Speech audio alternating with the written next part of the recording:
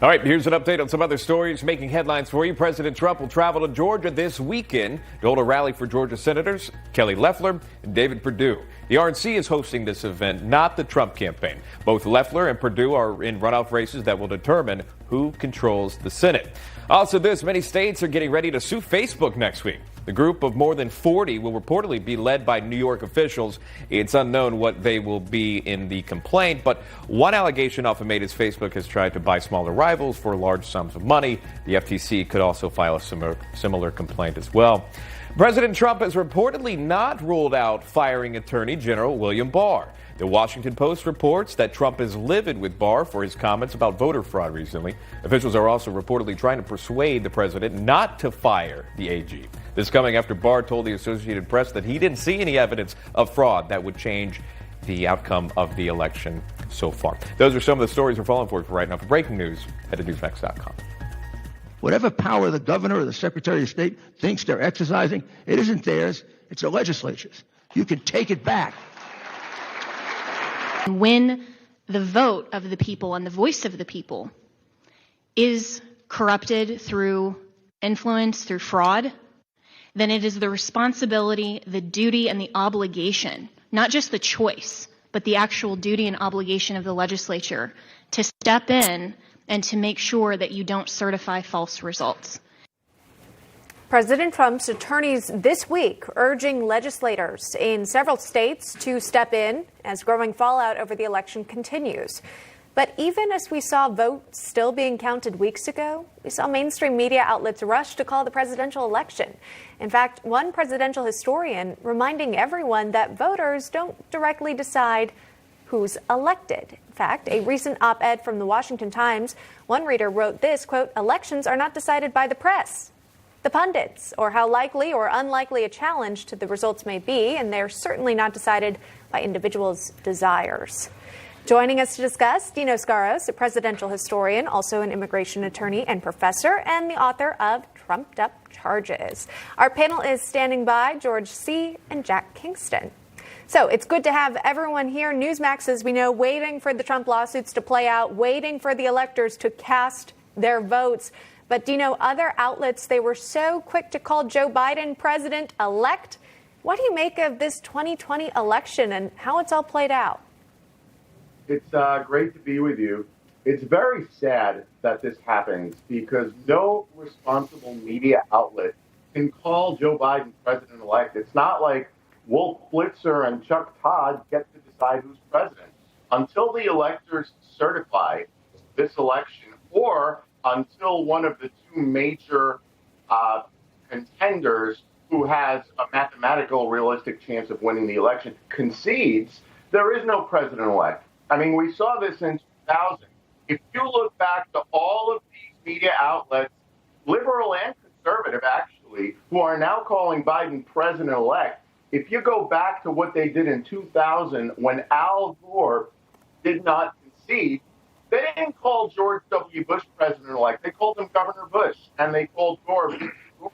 And so this is just complete hypocrisy, and I applaud you and any of the precious few media outlets who are using the term presumptive president-elect or projected president-elect or just Joe Biden, because he is not the president-elect, no matter what anybody wants or doesn't want.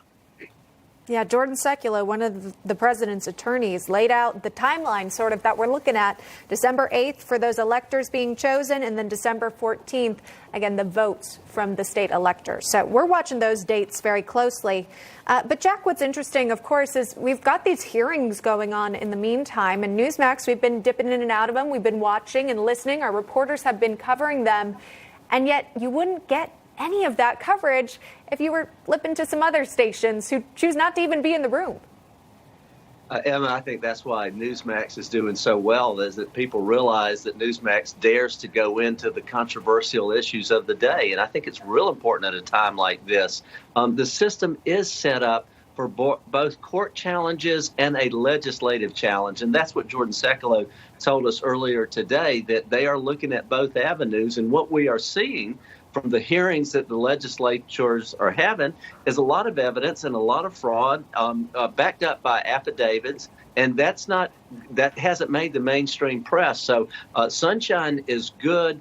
As somebody who's been on the ballot many times, I want to make sure that there is integrity. I want to make sure that the legal votes are counted and that the illegal votes are not counted. And that's not some kind of controversial new idea. That's something that our founders stood for. And that's why in the election in the year 1800, they did take the power away from the electors to decide because there was a dispute. So our Constitution is set up for this.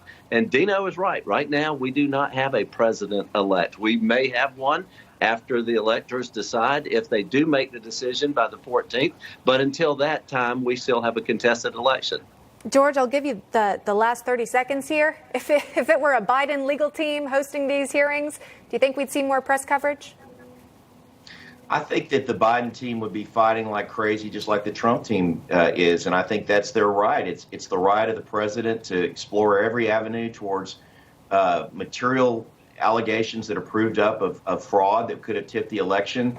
But I would quote Dick Motta, the former NBA champion coach of the Washington Bullets. He had a famous saying that the opera ain't over till the fat lady sings. And I would say the opera ain't over here yet. But when the Attorney General of the United States and the Wall Street Journal are saying they see no material evidence of voter fraud to tip the election, the fat lady's warming up right now. All right. We're going to leave it at that. Dino Scaro's taking the time joining us this morning. We appreciate it. Thank you very much. George and Jack, stick around. Still a lot more to get to. You know, just an interesting conversation. And to be clear, there's a lot of questions out there. But to be clear, Newsmax is not calling him the presidential winner, Biden the presidential winner at this time. We do expect to make a call before the Electoral College, the December 14th, after President Trump's court challenges are reviewed. So as you know, the states have been certifying the results, especially in the battleground states. Mm-hmm. So that moves forward there. But again, Newsmax not calling it yet. We want to see what happens with the Electoral College December 14th and see how these legal processes play out. Yeah, you know, 74 million Americans are following along very closely, and they just want to be updated as to any sort of progress. We're doing our best to bring that to you at home. All right. It has been weeks since Election Day, and President Trump's team has put forth dozens of witnesses along with their evidence of voter irregularities. But are they doing enough to convince voters on that side? Can they ever convince them of this? We'll discuss it after the break.